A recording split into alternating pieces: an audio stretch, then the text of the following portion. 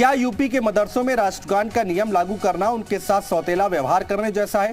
क्या मदरसों को आधुनिक शिक्षा से जोड़ना उनके साथ सौतेला व्यवहार करने जैसा है? ये सवाल इसलिए क्योंकि मदरसों में राष्ट्रगान अनिवार्य वाले आदेश पर मौलाना सूफियान निजामी का यही कहना है। उधर आदेश के खिलाफ भड़काऊ भाईजान असदुद्दीन ओवैसी ने भी मोर्चा खोल दिया है।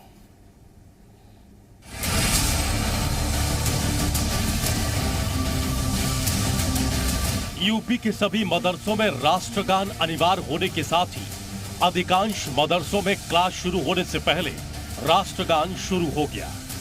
यूपी मदरसा शिक्षा बोर्ड परिषद की ओर से जारी इस आदेश का कई मौलाना और मुस्लिम धर्म गुरु स्वागत कर रहे हैं, तो कई फैसले के खिलाफ जहर भी उगल रहे हैं।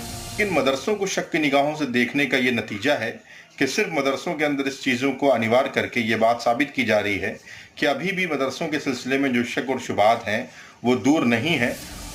राष्ट्रगान वाले फैसले पर मौलाना सूफियान निजामी ने भड़काऊ बयान दिया है। मौलाना की माने तो मदरसों के मामले में ऐसे फैसले लागू करके सरकार सौतेला व्यवहार कर रही है। मदरसों के नाम पर सियासी मकासद तो हासिल किए गए, सियासी फायदे तो हासिल किए गए, लेकिन उसको ज़मीन पर कभी नहीं उतारा गया। इसलिए मदरसों के सिलसिले में इस तरीके का सौतेलापन, अगर आप तमाम एजुकेशनल इंस्टीट्यूट में इस तरीके की चीज़ों को नाफिज करें तो कहीं ना कहीं तमाम लोग उसका सम्मान करेंगे, उसको कबूल करेंगे। योगी सरकार के फैसले पर सिर्फ मौलाना सूफियान ही नहीं, भड़काऊ भाईजान असदुद्दीन ओवैसी ने भी जहर उगला है। ओवैसी साहब का कहना है कि आजादी की लड़ाई में अंग्रेजों के खिलाफ आरएसएस नहीं, मदरसे खड़े हुए थे। आप क्यों मदरसों को देशभक्ति का सर्टिफिकेट देना चाहते हैं? आप शक की नजरों से उनको देखते हैं, इसीलिए इस तरह कानून बना रहे हैं। राष्ट्रगान हम पढ़ेंगे, पढ़ते आए, फखर होता है, सीना चौड़ा होता है, मगर आप इस तरह का इक़दाम करके आप देश को, हमारे हिंदू भाइयों को बता रहे हैं नहीं, इनको देशभक्ति सिखाना है। आप नहीं सिखा सकते, आपको हमसे सीखना चाहिए। मदरसों को आधुनिक शिक्षा की मुख्य धारा से जोड़ने के लिए हुए राष्ट्रगान के फैसले पर सियासत भी जमकर हो रही है। जनगण मन पढ़ाया जाए, भारत के प्रतिभाव समझाया जाए, पढ़ाया जाए, ये बहुत स्वागत योग्य पहल है।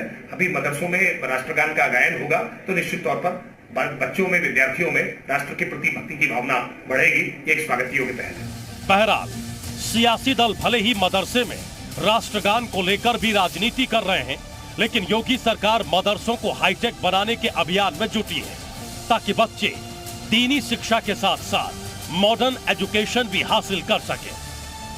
ब्यूरो रिपोर्ट, जी मीडिया।